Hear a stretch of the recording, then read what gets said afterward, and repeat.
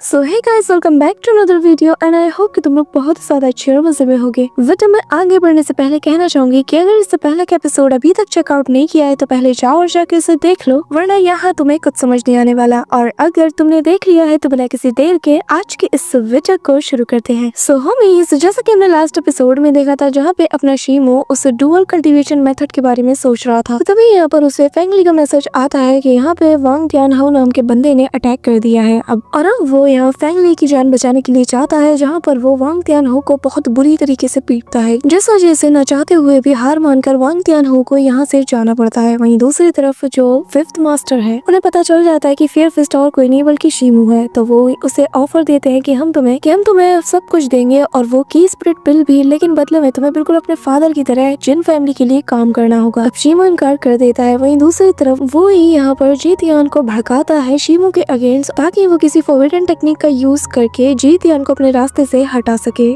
और आगे सो होमीज, हमारे इस एपिसोड के स्टार्टिंग में ही हम शीमू को देखते हैं, जहाँ पर वो फायर फिस्ट के गेटअप में यहाँ प्रैक्टिस कर रहा था और मन में कहता है कि मेरे मास्टर के मुताबिक जब मैं बॉडी रिफाइनिंग के 9th लेवल को पास कर लूंगा उसके बाद ही मैं फिजिकल बॉडी को टेम्पर कर पाऊंगा, और इसके साथ ही हर कदम जो भी मैं आगे की तरफ बढ़ाऊंगा वो पहले से ज्यादा मुश्किल होता जाएगा। लेकिन जैसे जैसे मैं इसमें कामयाब होऊंगा और आगे बढ़ता रहूंगा तो मेरे की सेंसेसिंग के चांसेस बहुत ज्यादा बढ़ जाएंगे। लेकिन अगर मैं उस की स्प्रिट पिल को लेता हूँ तो शायद मेरे चांसेस बहुत बढ़ सकते हैं, यानी कि मेरे जैसा एक ऑर्डिनरी बंदा भी की सेंसेशन में कामयाब हो सकता है। यहाँ पे शीमू काफी ज्यादा एक्साइटेड था, लेकिन वो अपने फादर की तरह इनका गुलाम नहीं बनना चाहता था, लेकिन वो इतने बड़े मौके को भी जाने कैसे दे सकता था। इसी के साथ वो यहाँ पर अब अपने ब्लेड्स की प्रैक्टिस करते हुए कहता है कि अगर मैं इसे उस 4 ग्रेट हॉल कंपटीशन से पहले कॉम्प्रिहेंड कर लूँ तो मेरे लिए बहुत अच्छा होगा, लेकिन अगर मैं उसे कंज्यूम नहीं करता फिर भी मेरी जो तलवारबाजी है और जो मेरी स्किल्स हैं उनके जरिए से भी मैं इस कॉम्पिटिशन को जीत सकता हूँ। यहाँ पे हम देखते हैं कि शीमू की ब्लेड स्किल्स काफी ज्यादा इम्प्रूव हो चुकी है। साथ ही उसके पास ये जो नया वेपन है जिसका नाम सन एंड मून ब्लेड है वो भी काफी ज्यादा इम्प्रेसिव है। अब तभी यहाँ पर फेंगली और उसका साथी आ जाता है, जो कि यहाँ पे शीमू की तारीफें करने लगते हैं। कि तभी शीमू बताने लगता है कि वाकई में ये सन एंड मून ब्लेड बहुत ही ज्यादा रेयर है और ये काफी अच्छे से परफॉर्म भी कर रहा है। कि तभी यहाँ पर फेंगली का साथी कहने लगता है कि बिल्कुल ये सन एंड मून ब्लेड बहुत ही ज्यादा रेयर है, और आपको पता है कि मास्टर फेंग ने इसके लिए एक्स्ट्रा पैसे भी दिए हैं ताकि ये जल्द से जल्द बन जाए। अब यहाँ पे ये सुनते साथी जो फेंगली है वो कहने लगता है कि तुमसे किसने कहा कि अपना मुंह चलाओ, कि थोड़ी देर के लिए तुम अपना मुंह बंद करके नहीं रह सकते?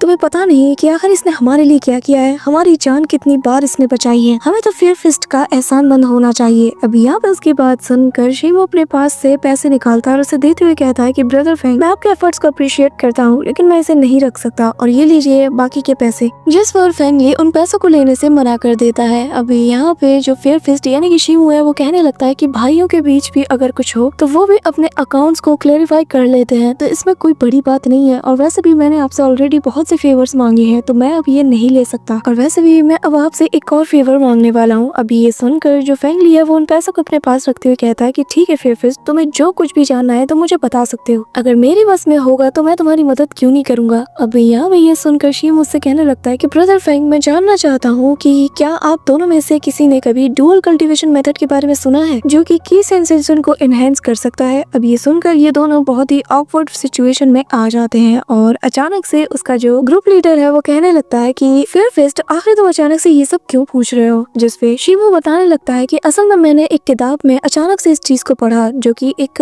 ऑर्थोडॉक्स टाइप की टेक्निक है जिसके बारे में मुझे आइडिया नहीं। अब यहाँ पर फेंगली बताने लगता है कि नहीं नहीं, ये वैसी नहीं है असल में। अब मैं तुम्हें कैसे बताऊं कि ये क्या टेक्निक है? जिस पर शीमू कहने लगता है कि उस बुक के अकॉर्डिंग उसमें बताया गया है कि जो कल्टीवेशन से पहले जब लड़का और लड़की दाव कंपेनियंस बन जाते हैं तो ये बेस्ट होता है, लेकिन इसमें कहीं पे भी लिखा नहीं था कि आखिर की को सर्कुलेट कैसे किया जाए। अब ये सुनकर जो ग्रुप लीडर था यानी कि फेंगली का साथी वो यहाँ पर हंसने लगता है। शीमू कहने लगता है कि मुझे समझ नहीं आ रहा कि आखिर ये चीज कैसे पॉसिबल हो सकती है, आखिर हम की को सर्कुलेट कैसे करेंगे। अब यहाँ पे वो काफी ज्यादा कंफ्यूज होता है कि तभी फेंगली कहता है कि असल में फेयर फिस्ट ब्रदर, तुम बहुत ही ज्यादा प्योर हो, तुमने अपनी पूरी जिंदगी अपने ट्रेनिंग को लगा दिया है, तुम्हारा माइंड विजन सब कुछ प्योर है, तुम बस ट्रेनिंग पे फोकस करते हो, इसलिए तुम्हें इसके बारे में आइडिया नहीं। लेकिन जब तुम एक ऐसी औरत से मिलोगे जो कि बिल्कुल तुम्हें मैच करे, जो बिल्कुल तुम्हारी तरह ही हो, तब शायद तुम्हें समझ आ जाए कि की को सर्कुलेट कैसे किया जाए। जिस पे शीमू कहने लगता है कि अगर हमें साथ में आगे बढ़ना है तो हमारी जो मार्शल स्किल्स है ये भी मैच होना जरूरी है। लेकिन जहाँ से मैं बिलोंग करता हूँ वहाँ पर कोई भी वुमेन मेरे मैच की है ही नहीं। मैं इतने औरतों से मिल चुका हूँ लेकिन कोई भी मेरी जितनी ताकतवर नहीं है। अब ये सुनकर जो ग्रुप लीडर है वो हंसने लगता है और कहता है कि नहीं नहीं, हम उस मैच की बात नहीं कर रहे। कि तभी फेंग उसे रोकते हुए कहता है कि क्यों ब्रदर, फेयर फिस्ट को सबसे बेस्ट औरत चुनने का हक नहीं जो कि उन्हें हर लेवल पे मैच करे। फेयर फिस्ट चिंता मत करो, जब सही वक्त आ जाएगा तुम समझ जाओगे। जिस पर वो उन दोनों का शुक्रिया अदा करते हुए कहता है कि फिलहाल मुझे मेरे एक और जरूरी काम को अंजाम देना है, इसलिए मैं चलता हूँ। शीमू यहाँ से चला जाता है लेकिन ये दोनों उसी के बारे में बात कर रहे होते हैं जहाँ पे ग्रुप लीडर कहता है कि मुझे नहीं लगता कि इसे कभी कुछ समझ भी आएगा। इसी के साथ रात हो जाती है और हम बैम्बू फॉरेस्ट के पास शीमू को देखते हैं जो कि यहाँ पर उसी गोल्डन सिल्क रैट की तलाश में आया हुआ था। और वो कहता है कि उस बुक के अकॉर्डिंग जो गोल्डन सिल्क रैट है वो बैम्बू खाने के लिए रात के वक्त बाहर निकलते हैं और सिर्फ रात में ही नजर आते हैं। और तभी वो एक पत्ते को उठाता है जिस पर काटने के निशान थे और वो समझ जाता है कि ये उसी गोल्डन रैट के होंगे, जिसका मतलब ये है कि मैं बिल्कुल सही जगह पे हूँ। साथ ही उसने यहाँ पर एक ऐसी चीज को भी लगाया था जिसकी स्मेल से ये जो रैट्स हैं ये अट्रैक्ट होके आ जाएंगे। अब शीमू यहाँ पे इंतजार करते करते काफी लेट हो जाता है और वो मन में कहता है कि न जाने वो आएगा भी या नहीं। कि तभी यहाँ पे हम एक गोल्डन सी चमकती हुई चीज को देखते हैं और हम देखते हैं कि ये वही गोल्डन सिल्क रैट होता है जो कि यहाँ इस खुशबू से अट्रैक्ट होकर आ गया था। कि तभी अगले ही पल वो उसके जाल में भी फंस जाता है, लेकिन जैसे ही वो जाल बंद हो उससे पहले ही ये जो गोल्डन सिल्क रैट था ये यहाँ से निकलने लगता है। लेकिन तभी शीमू सामने आकर उस पर जाल फेंकता है पर ये इतना ज्यादा फुर्तीला था कि वो उसके जाल से भी बच जाता है। जो देखकर शीमू कहता है कि ये छक्कू तो बहुत तेज है और वो उसके पीछे दौड़ते हुए एक स्लैश अटैक करता है ताकि वो अपने दूसरे जाल को उसके ऊपर गिरा सके। लेकिन ये जो चूहा था ना ये बहुत ज्यादा स्मार्ट था, ये इमीडिएटली उन सारे ऑब्स्टिकल्स को डॉज करते हुए आगे बढ़ रहा था। यहाँ तक कि शीमू ने दूसरी जगह पे भी ट्रैप्स लगाए थे जहाँ पे एक बड़ा सा बकेट था जो कि उसने उसे ट्रैप करने के लिए लगाया था, लेकिन वो उससे भी कूदते हुए सीधा ब्रिज की तरफ रवाना हो जाता है। जो देखकर शीमू कहता है कि तुम्हें क्या लगता है तुम यहाँ से बच के निकल पाओगे? और तभी ये जो चूहा था ये भागते भागते एक स्टिकी सी जगह पे चिपक जाता है और जहाँ से ये निकल नहीं पाता। ये देखकर शीमू कहता है कि इससे फर्क नहीं पड़ता कि तुम लाइटनिंग से भी ज्यादा तेज क्यों ना हो, लेकिन बच्चों तुम इससे तो नहीं बच सकते। पर तभी उसके पास वो जो पर्ल था वो यहाँ तेजी से ग्लो करने लगता है जिस वजह से शीमू समझ जाता है कि आसपास कोई खतरा मौजूद है। कि तभी यहाँ पर उस पर एक स्लैश अटैक होता है जिस वजह से शीमू पीछे खिसका चला जाता है और कहता है कि आखिर तुम कौन हो? हम देखते हैं कि जहाँ पे उसने अटैक किया था वहाँ पर आइस क्रिस्टल बन चुके थे और वो उसके ऊपर लैंड करते हुए शीमू की तरफ ही देखे जा रहा था। और हमें बताया जाता है कि इस बंदे के नाम असल में किंग जिया है जिसके पास हानी ऑन स्वॉर्ड है और जिसका कल्टीवेशन लेवल ग्रेट परफेक्शन है। अब यहाँ पे वो बंदा उसे ही घूरे जा रहा था और तभी जैसे ही शीमू उसका चेहरा देखता है उससे बचपन का वो ट्रॉमा याद आ जाता है कि कैसे इसने इसके सारे दोस्त, उसके फैमिली मेंबर सबको जान से मार दिया। हाँ, वही मास्टरमैन जिसने की पूरी तरीके से उसकी जिंदगी उछाल के रख दी। अब यहाँ पे ये जो मास्टरमैन था यानी कि जिसका नाम किंग जिया है वो लेता है उस चूहे को, उस पे अपनी थोड़ी थर्मल एनर्जी को डालते हुए उसकी स्प्रिट आई को चेक करता है और फिर उसे लेके यहाँ से जाने लगता है। यहाँ पे उसे सामने देखते साथ ही शीमू का तो हो गया। वो यहाँ पर गुस्से के साथ अपने मुक्के को टाइट करता है, उसे देखता है और अपने दांतों को पीसते हुए कहने लगता है कि तुम वही कातिल हो ना जिसने मेरी जिंदगी बर्बाद करके रख दी है, मैं तुम्हें नहीं छोड़ूंगा। ये कहते साथ ही वो निकालता है अपनी तलवार और कहता है कि तुमने जो किया है ना उसकी कीमत आज मैं तुम्हारी जान लेकर अदा करूंगा। और फिर वो उसकी तरफ स्लैश अटैक चला देता है। अब यहाँ पे हम देखते हैं कि वो अटैक को ये बंदा बिना पीछे मुड़े ही अपनी तलवार से काउंटर कर लेता है। वहीं दूसरी तरफ शीमू भी आता है, दे तनातन पीछे से इस पे वार करता है, लेकिन किंग जिया इतना ज्यादा माहिर हो चुका था कि वो इसकी तरफ पलटता ही नहीं और उसके सारे अटैक्स को अपने पीछे से ही ब्लॉक कर लेता है। पर तभी यहाँ पर शीमू उसके सामने आकर उसकी आंखों पे अटैक करने की कोशिश करता है और उसके ब्लेड को वो बस अपने 2 फिंगर से रोक लेता है, जिसके बाद वो शीमू को बहुत गुस्से भरी निगाहों से देखता है और उसे उठा के बैम्बू फॉरेस्ट की तरफ फेंक देता है जहाँ पे बैम्बू ट्रीज को तोड़ता हुआ शीमू काफी दूर जा गिरता है। और तभी वो अपने आप को संभालते हुए उस बंदे को देखता है जो कि उस पे ध्यान नहीं देता और आगे बढ़ जाता है। शीमू को यहाँ पे और ज्यादा गुस्सा आता है। वो अपनी तलवार को टाइटली होल्ड करते हुए तेजी से उसकी तरफ बढ़ता है और वाइंड स्ट्राइक का 6th फॉर्म यूज करता है और फिर आर्मर ब्रेक स्लैश नाम का अटैक करता है। लेकिन शीमू जानता था कि इतना आसान नहीं होगा। कि तभी वो पीछे पलटता है जहाँ पर इस बंदे ने अब शीमू पे अटैक किया था, जिसे कि शीमू जैसे तैसे काउंटर करता है, लेकिन तभी वो रिवर्स फ्लिप मारता है। साथ ही वो यहाँ अपने शूरिकेन को भी फेंक के मारता है, जिस वजह से ये आदमी उस शूरिकेन को रिपेल कर देता है। लेकिन वो भूल गया था कि ये रिवर्स भी होती है। और जब ये शीमू पे दूसरा अटैक करता है तो तभी उसकी वो जो ब्लेड थी वो घूम के आती है और इसके हेड को काट देती है। यहाँ पर ये देखकर इस बंदे को और ज्यादा गुस्सा आता है और वो अपनी कोल्ड अबिस स्वॉर्ड को टाइटली होल्ड करते हुए आसपास पूरी जगह को फ्रीज करना शुरू कर देता है, जिसके चलते शीमू के हाथ पैर वहीं पे फ्रीज हो जाते हैं। वो खुद को एक जगह से भी दूसरी जगह हिला नहीं पा रहा था और इस मौके का फायदा उठाकर यहाँ पर किंग जिया शीमू की तरफ तेजी से उसे मारने के लिए बढ़ रहा था कि तभी ऊपर से एक स्लैश अटैक आता है, जो कि इसके अटैक को काउंटर करते हुए इसे पीछे हटने पे मजबूर कर देता है। साथ ही इस अटैक के चलते शीमू भी बर्फ से आजाद हो चुका था और वो एक चट्टान से जा टकराता है और हम एक लड़की को यहाँ पे देखते हैं जो कि किंग जिया से कहने लगती है कि तुम्हारी ये जो the great and mighty cold Abish sword है, ये काफी ज्यादा स्ट्रॉन्ग है, लेकिन एक बच्चे पर इसे उठाना बहुत ही ज्यादा शर्मनाक है। इसी के साथ हम देखते हैं कि इस लड़की का नाम है ज़ीमेन शिउ, जो कि तियानियन सेक्ट से बिलोंग करती है और जिसे कि तियानियन स्नेक लेडी के नाम से भी जाना जाता है। ये किन तियान स्वॉर्ड मैनुअल को परफॉर्म करती है, जिसके साथ वो यहाँ पर किंग जिया पे अटैक करती है और कहती है कि मैं न जाने कब से तुम्हें ढूंढ रही हूँ, लेकिन वो उसके अटैक को डॉज कर देता है और कहता है कि तुम चाहे मानो या ना मानो, लेकिन तुम्हारी मौत से मुझे कोई लेना देना नहीं। जिस पर वो कहती है कि अच्छा, क्या सच में कोई लेना देना नहीं? ठीक है, फिर मैं तुम्हें भी मार दूंगी, जिसके बाद तुम भी उसे ज्वाइन करना। ये कहते साथ ही वो यहाँ पे उस पर आइस टॉर्नेडो से अटैक कर देती है, जिससे बचने के लिए यहाँ पे किंग जिया एक शील्ड को बना लेता है, लेकिन वो उसके आइस शील्ड को भी ब्रेक करके उस पर अटैक को जाती है। पर तभी किंग जिया हवा में फ्लोट करता है, यहाँ पर अपने एक आइस फॉर्मेशन को प्रिपेयर करता है, जिससे बहुत बड़े बड़े आइस क्रिस्टल निकलते हैं और यहाँ पे इसके टॉर्नेडोज को काउंटर करना शुरू कर देते हैं। यहाँ पे एक बहुत बड़ा सा आइस ब्लॉक सीधा यहाँ इस लड़की के पीछे जो फॉर्मेशन था उसे पूरी तरीके से डिस्ट्रॉय कर देता है, पर वो रुकती नहीं, वो और तेजी से इस बंदी की तरफ बढ़ती है, सीधा उसके सामने जाकर उस पर स्लैश अटैक करती है, लेकिन तब तक वो और दूर जा चुका था। अब इनके बीच क्लोज कॉम्बैट चल रहा था, जो कि नीचे से शीमू देखे जा रहा था और कहता है कि ये दोनों तो अलग ही लेवल पे एग्जिस्ट करते हैं और इन्हें ही कहा जाता है ट्रू वॉरियर्स। अब यहाँ पे शीमू की आंखें फटी की फटी रह जाती है, वो बस इन्हें फाइट करते हुए देखे जा रहा था। वहीं दूसरी तरफ किंग जिया उस लड़की के पूप पर बहुत से स्लैश अटैक करता है और कहता है कि तुम मुझे यहाँ पे मारना चाहती हो तो मैं भी तुम्हें नहीं छोड़ने वाला। जिस पर वो लड़की कहती है कि तुम्हें तो न जाने कब का मारा जाना चाहिए था, 3 साल से तुम जिंदा हो, लेकिन अब और नहीं। ये कहते साथ ही वो वापस से अपने आइस फॉर्मेशन से उस पर अटैक करती है, जिससे कि वो अपने स्वॉर्ड से काउंटर करने की कोशिश करता है, लेकिन तब तक वो उसके काफी ज्यादा क्लोज आ चुकी थी और सीधा अपना पाम अटैक उसके चेस्ट पे लैंड करती है, जिसके इम्पैक्ट से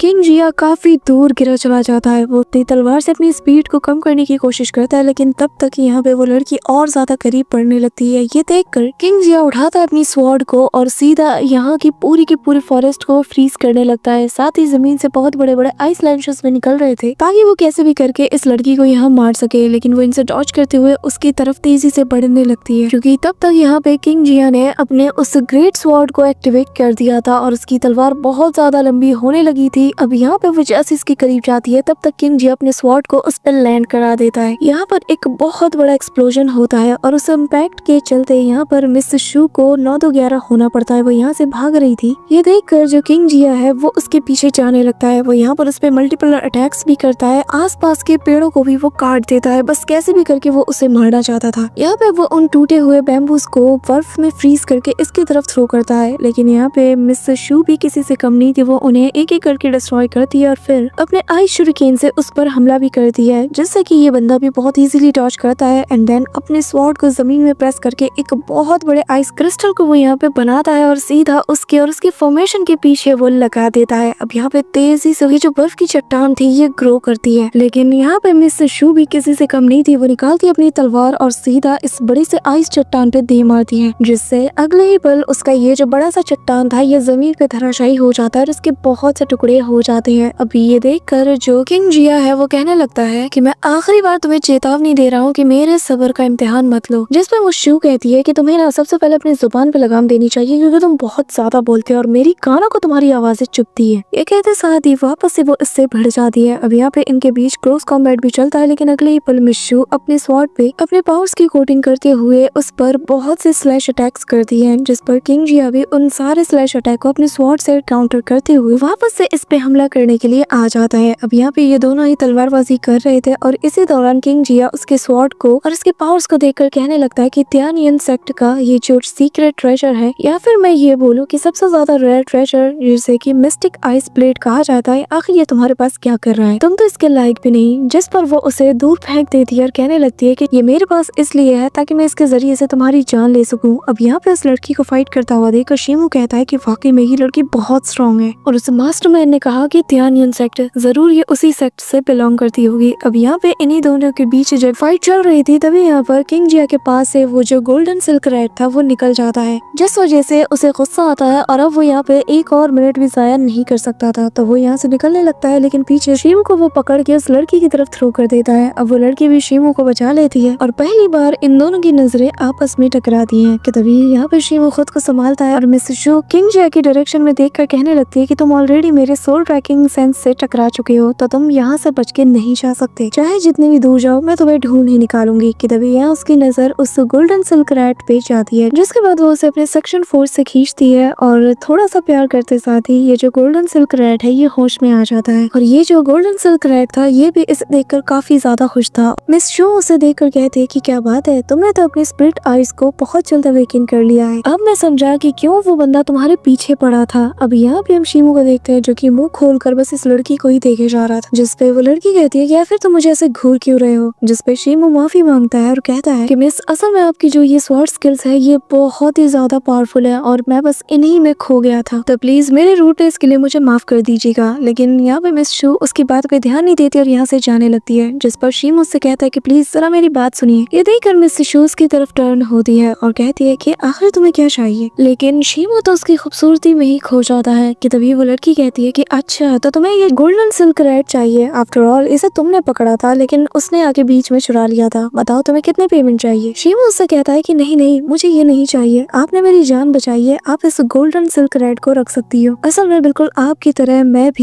भी उस कोल्ड अभी स्वॉर्ड वाले बंदे से बहुत ज्यादा नफरत करता हूँ। इतने सालों से मैंने भी खुद को इसलिए ट्रेन किया ताकि मैं खुद को स्ट्रॉन्ग बनाकर अपना बदला ले सकूं। अब उसकी बात सुनकर मिस शू यहाँ से जाने लगती है और कहती है कि पर आखिर इन सबका मुझसे क्या लेना देना। शीमू कहता है कि मिस, आपकी जो मार्शल आर्ट स्किल्स है ये बहुत ज्यादा कमाल की है। आप जैसी पावरफुल वॉरियर को मैंने आज तक नहीं देखा। प्लीज वो मत कहना जो मैं सोच रही हूँ, प्लीज। शीमू यहाँ पे बहुत गहरी सांस लेता है और कहने लगता है कि प्लीज मैं आपका दाव कंपेनियन बनना चाहता हूँ और मैं डुअल कल्टीवेशन टेक्निक को आपके साथ कल्टीवेट करना चाहता हूँ। अब यहाँ पे मिस शूज की बात सुन के कहती है कि क्या दाव कंपेनियंस, वो भी तुम्हारे साथ। इसी के साथ वो अपनी कोल्ड ऑरा को रिलीज करते हुए कहती है कि तुम्हारे जैसा एक मामूली सा मार्शल डिसाइपल मुझसे ऐसे बात कर रहे हैं, मेरे मुंह पे तो मुझे प्रपोज कर रहे, वो भी ऐसी सिचुएशन में। अब यहाँ पे बेचारे शीमू को कुछ भी समझ नहीं आता। शीमू अपने मन में कहता है कि क्या डुअल कल्टीवेशन को कल्टीवेट करने के लिए शादी करना जरूरी है। मिस्टर शू आगे बताने लगती है कि उससे भी ज्यादा त्यानियन सेक्ट की जो जिम्मेदारी है वो अकेले मेरे कंधों पर है और अगले 100 सालों के लिए है। और वैसे भी मैंने पहले ही कसम खाई है कि मैं कभी भी शादी नहीं करूंगी। तुम्हें तो ये भी नहीं पता कि मार्शल आर्ट का अल्टीमेट गोल क्या है, तुम तो ऐसे समझते तक नहीं। तुम्हारा खुद का अपना रियलम ही लिमिटेड है और तुम मुझे शादी के लिए प्रपोज कर रहे हो। हाँ, ये कहते साथ ही वो यहाँ से जाने लगती है और ये उसे जाता हुआ देख कर शीमू कहने लगता है कि मिस प्लीज रुकिए, मेरा वो मतलब नहीं। और तभी चाहते हुए वो उसे ज्ञान कुन पाउच देती है और कहने लगती है कि मुझे अभी भी इस गोल्डन सिल्क रैट की जरूरत है, तो इसे फिलहाल के लिए मैं रख रही हूँ और जो तुम्हारे हाथों में है यानी कि वो ज्ञान कुन पाउच, इसके अंदर तुम्हारी पेमेंट मौजूद है। कि तभी शीमू कहने लगता है कि मिस, मैं जानता हूँ कि मेरी मार्शल आर्ट स्किल्स बहुत ही ज्यादा कमजोर है, लेकिन मैं कसम खाता हूँ कि एक दिन मैं सबसे स्ट्रॉन्गेस्ट वॉरियर बन के दिखाऊंगा और जब वो दिन आएगा तब मैं त्यानियन सेक्ट में आऊंगा आपको ढूंढने। जिस पर वो यहाँ से जाते हुए कहने लगती है कि इस पर हम तो बात करेंगे जब तुम वाकई में ऐसा कुछ करके दिखाओगे। इसी के साथ वो यहाँ से चली जाती है और शीमू कहने लगता है कि मिस, याद रखना कि हमारा वादा रहा। इसी के साथ हमें नेक्स्ट मॉर्निंग का सीन दिखाया जाता है जहाँ पे उसके हाथ में की स्प्रिट पिल की बोतल मौजूद थी और अब वो यहाँ सामने देखता है तो वो पाता है कि उसके सामने बहुत ही रेयर हर्ब्स मौजूद है और ये सब कुछ उसी ज्ञान कुन पाउच से मिला है उसे। शीमू को अपनी आंखों पे यकीन नहीं हो रहा था और वो कहने लगता है कि अब तो मैं 11th लेयर तक बहुत इजीली ब्रेक थ्रू कर सकता हूँ, स्पेशली इन हर्ब्स की मदद से। शीमू आज की हार्वेस्ट से काफी ज्यादा खुश था और वो कहता है कि उम्मीद करता हूँ कि मैं जल्द से जल्द इनर रियलम में एडवांस हो सकूं, जिसके बाद मैं न सिर्फ उस मास्टरमाइंड को हराऊंगा बल्कि मैं उस खूबसूरत सी लेडी से वापस से मिल भी पाऊंगा। इसी के साथ वो यहाँ पर उन सारे हर्ब्स को और उस की स्प्लिट पिल को भी अपने पास से रख लेता है। कि तभी यहाँ पर हम देखते हैं कि यूनहुआन भी आ जाती है जो कि काफी ज्यादा अच्छी मूड में लग रही थी और वो उसे बताने लगती है कि हम लोग बहुत ही जल्द एक शादी को अटेंड करने वाले हैं। अब यहाँ पे वो उसे छेड़ते हुए कहने लगता है कि हाँ, मैं जानता हूँ कि ये वू फैमिली की वेडिंग है और साथ ही जो ब्राइड होने वाली है उसका सरनेम जोंग भी है। उसका फादर जो है वो बहुत ही माहिर क्राफ्ट्समैन था, है ना। जिस पर यूनहुआन कहती है कि आखिर तुम्हें ये सब कुछ कैसे पता। इस पर वो बताता है कि मैं मिस जोंग से पहले भी मिल चुका हूँ और मैं जानता हूँ कि ब्रदर वू हुआ से उसकी जो एंगेजमेंट है ये उसके फादर ने बहुत पहले ही तय की थी। असल में मैं ही था जो कि उसे एस्कॉर्ट करके वू फैमिली तक ले आया। जिस पर यहाँ यूनहुआन समझ जाती है कि आखिर इनके बीच कनेक्शन क्या था। कि तभी वो कहती है कि ठीक है, फिर मैं तुम्हारे लिए भी एक परफेक्ट वेडिंग गिफ्ट पिक कर लूंगी। जिस पर वो उसे एक टोकन देता है और कहने लगता है कि ठीक है, फिर उम्मीद करता हूँ हो कि तुम मेरे लिए भी एक परफेक्ट गिफ्ट को सिलेक्ट करोगी। अब यून हुआन उसे वो टोकन लेते हुए चली जाती है। इसी के साथ हम यून हुआन को मार्केट के अंदर देखते हैं, जहाँ पर उसे समझ नहीं आ रहा था कि आखिर उसे कहाँ जाना चाहिए। कि तभी एक शॉप होती है जो कि एक ड्रंकिंग शॉप होती है। कि तभी जैसे ही वो उसकी तरफ बढ़ती है, यहाँ पर उसका सामना वो फैमिली की एक मेड से होता है जो कि उसे देखते ही पहचान जाती है, जिसका नाम श्याओ चू है। और वो उसे कहने लगती है कि मैं तुमसे काफी टाइम बाद मिल रही हूँ, तुम्हें तो मैंने हमारे पैलेस में अपने यंग मास्टर के साथ भी नहीं देखा, लगता है कि शादी की तैयारियों में तुम काफी ज्यादा बिजी हो गई हो। जिस पर वो हाँ में जवाब देती है और कहती है कि मुझे यंग मास्टर ने इस चीज को बाय करने के लिए यहाँ पे भेजा है। अब यहाँ पे वो उस मामूली से बॉक्स को देखकर कहने लगती है कि ब्रदर वो हुआ शादी करने के लिए जा रहे हैं, और इतना मामूली सा गिफ्ट। जिस पे वो बताने लगती है कि नहीं, तुम्हें गलतफहमी हुई है, असल में हमारे यंग मास्टर जो शुन है वो शादी करने वाले हैं। जो सुनकर वो कहती है कि क्या वो शुन, आखिर वो कैसे शादी कर सकता है? सुना तो मैंने ये था कि वो फैमिली का जो एल्डेस्ट सन है, यानी कि सबसे बड़ा जो बेटा है, वो हुआ उसकी शादी मिस जोंग से होने वाली है। जिस पर वो जो मेड थी वो उसका हाथ पकड़ के इसे साइड में ले जाती है और कहने लगती है कि तुम मेरी दोस्त हो इसलिए मैं तुम्हें बता रही हूँ, लेकिन किसी को बताना मत। असल में जो यंग मास्टर वो हुआ है वो मिस जोंग को पसंद नहीं करते, इसीलिए उन्होंने शादी से मना कर दिया। और सिर्फ मिस जोंग को लगता है कि उनकी शादी वो हुआ से हो रही है, लेकिन ऐसा नहीं है। असल में उनकी शादी तो वो शुन से होने वाली है। ये सुनकर यू हॉन को काफी ज्यादा गुस्सा आता है और फिर वो समझ आती है कि जब उस इन्विटेशन को उसकी मदर ने देखा था तो क्यों उसकी मदर ने जाने से मना कर दिया था और उसने उसकी बजाय शीमोर से जाने को कहा। अभी यहाँ पे से काफी ज्यादा गुस्सा आता है। वो यहाँ से दौड़ कर जाती है और कहती है कि मुझे जल्द से जल्द कुछ ना कुछ करना होगा। आखिर वो फैमिली ऐसा कैसे कर सकती है, मुझे जल्द से जल्द शीमू को बताना ही होगा। So that's it for today guys. I hope कि तुम सबको आज की ये वीडियो काफी ज्यादा पसंद आई होगी। अगर हाँ तो वीडियो को लाइक करना, चैनल पे नए हो तो सब्सक्राइब करना। तो मिलते हैं नेक्स्ट वीडियो में, तब तक के लिए बाय।